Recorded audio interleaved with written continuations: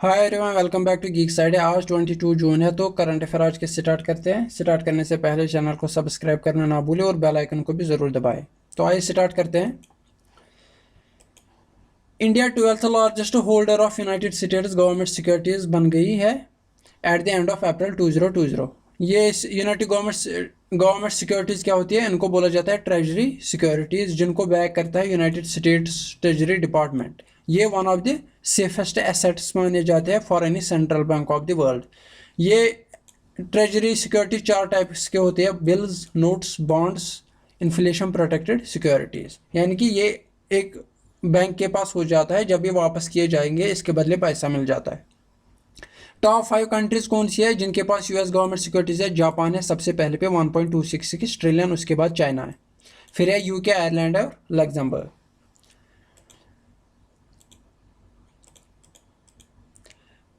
India ने recently 32nd special Eurasian group on कम्बेटिंग money laundering and financing of terrorism, जिसको EAG बोला जाता है, ये किसके अंडर की गई है meeting? Under financial action task force, क्योंकि यही मनी लॉन्ड्रिंग और टेरर फंडिंग को चेक करता है। कौन? एफएटीएफ। इसी के अंडर कौन है? Combating money laundering and financing of terrorism. इसकी 32nd से स्पेशल मीटिंग हो गई, इंडिया ने इसमें पार्टिसिपेट किया। ये जो ईएजी है ये क्या है? यह है regional body consisting of 9 Nations. इसके अंडर कितने नेशन है? 9। इंडिया, रशिया, चाइना हो गए 3, Kazakhstan, Kyrgyzstan, Tajikistan, Turkmenistan, Uzbekistan and Belarus. इनकी कैपिटल मैं एक एक करके बताता हूँ। इंडिया, रशिया, चाइना की तो पता है। कजाकिस्तान की है नूर सुल्तान, किर्गिस्तान की है बिश्केक, ताजिकिस्तान की है दुशनबे, तुर्कमेनिस्तान की है एशगाबाट, इसी तरह बेलारूस की है मिन्स्क, उज्बेकिस्तान की है ताशकंद। इस तरह हम कैपिटल्स भी याद कर रहे हैं। तो about FATF financial action task force का हेडक्वार्टर कहाँ पे है? पेरिस, फ्रांस में। एक रिपोर्ट निकाला गया, global status report on preventing violence against children, जिसके according up to 1 billion children are affected by physical, sexual or psychological violence due to inability of countries to protect them by following the established strategies. Countries strategies को follow नहीं करते, उसकी वजह से बहुत सारे बच्चों को फिजिकली, सेक्सुअली और साइकोलॉजिकली वायलेंस हो जाता है। ये रिपोर्ट किसने निकाली? WHO, UNICEF, UNESCO, UN special representative of secretary general on violence against children and violence against children. इन सब ने मिलकर रिपोर्ट निकाली। इसका मकसद क्या है? कि बच्चों के अगेंस्ट जो वायलेंस हो जाता है वो खत्म हो जाए। उस वायलेंस को खत्म करने के लिए एक 7 स्टेप एविडेंस बेस्ड स्ट्रेटजीज रखी गई है, जिसका नाम इनस्पायर है। तो इनस्पायर क्या है? I for implementation and enforcement of laws, N for norms and values, S for safe environment, P for parent and care giver support, I for income and economic strengthening, R for response and support services, E for education and life skills. ये जो अभी हमने पढ़ा UNESCO, UNICEF वगैरह, इनके headquarter पढ़ते हैं। UNESCO का हेडक्वार्टर है पेरिस में, यूनिसेफ का हेडक्वार्टर है न्यूयॉर्क में, WHO का हेडक्वार्टर है जिनीवा, स्विट्जरलैंड में, एंड वायलेंस अगेंस्ट चिल्ड्रन का हेडक्वार्टर है न्यूयॉर्क में।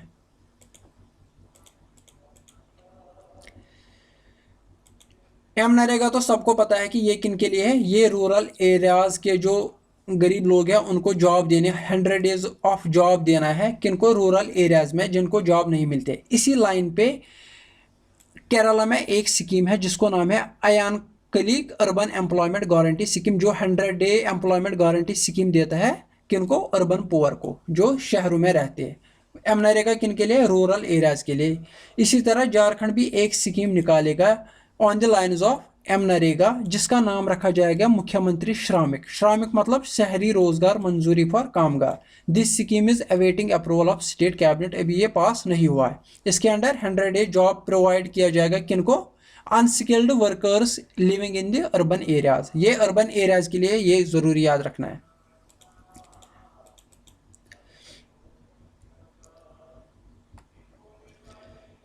नीति आयोग एक प्रोजेक्ट लॉन्च करेगा, decarbonising transport in India in collaboration with International Transport Forum. ये किस लिए है? ये जो ITF है, it is a think tank for transport policy issues. इसका हेडक्वार्टर है पेरिस, फ्रांस में, और ये इंटर गवर्नमेंटल ऑर्गेनाइजेशन है with OECD।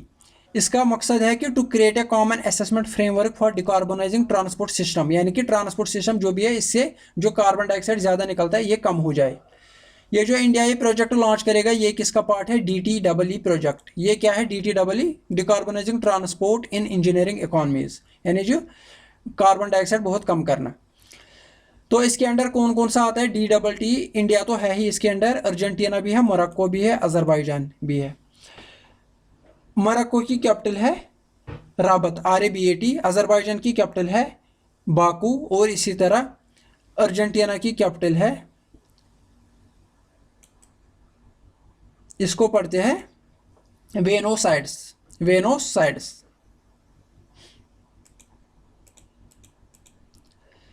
Ministry of housing and urban affairs ने मेमोरेंडम ऑफ अंडरस्टैंडिंग साइन किया किसके साथ? सिडबी बैंक के साथ। सिडबी बैंक रिसेंटली हमने पढ़ा था कि प्राइम मिनिस्टर स्वनिधि योजना स्टार्ट की गई, किन के लिए? स्ट्रीट वेंडर्स के लिए। इनको एक माइक्रो क्रेडिट फैसिलिटी प्रोवाइड की जाएगी। स्वनिधि का मतलब क्या है? Prime minister street vendors Atmanirbhar Nidhi. तो इस स्कीम को इम्प्लीमेंटिंग एजेंसी इसके लिए कौन बनाएगी? सिडबी, इसी मेमोरेंडम ऑफ अंडरस्टैंडिंग के तहत। इसी तरह नीति आयोग एक जॉब प्लेटफॉर्म बनाएगा, किनका job platform? High powered committee of top executives of technology companies like Google, Microsoft, Tech Mahindra, ताकि जिन्होंने जॉब खो दिया, माइग्रेंट लेबरर्स और ब्लू कॉलर वर्कर्स, कोविड-19 की वजह से उनको जॉब मिल जाए। किनके अंडर है? CEO ऑफ नीति आयोग अमिताभ कांत के अंदर रहेगा ये। नीति आयोग का चेयरपर्सन कौन होता है? Prime minister. फ्रांस ने एग्रीमेंट साइन किया इंडिया के साथ, जिसके अंडर फ्रांस इंडिया को देगा कितना? 200 million euros to support social welfare scheme and India's covid response. इसी तरह एक्सिम बैंक ने एक्सटेंड किया line of credit of USD 20.10 million, किसको? Republic of Nicaragua, for the reconstruction of Aldo Chavarria hospital. इससे पहले भी एक्सिम बैंक ने एक और अफ्रीकन कंट्री को लाइन ऑफ क्रेडिट दिया था। किसको दिया था? आप कमेंट सेक्शन में जरूर लिखिए। निकारागुआ की कैपिटल क्या है? मनागुआ। इसी तरह रिजर्व बैंक ऑफ इंडिया का जो फॉर्मर गवर्नर था उर्जित पटेल, उसको national institute of public finance and policy का चेयरमैन बनाया गया।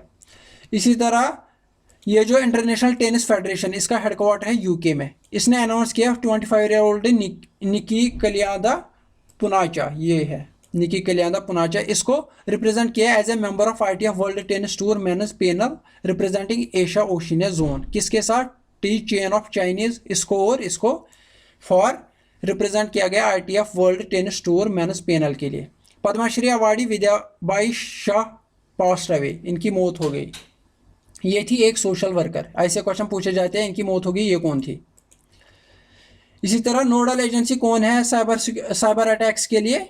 Indian computer emergency response team. Recently news में आया था कि फिशिंग अटैक हो सकता है कोविड-19 से रिलेटेड, मतलब एक मेल आ जाएगी जिसमें ये लिखा होगा कि कोविड-19 से रिलेटेड डिटेल है इसमें, तो उसकी वजह से लोगों को धोखा दे के उनसे पैसा निकाला जा सकता है।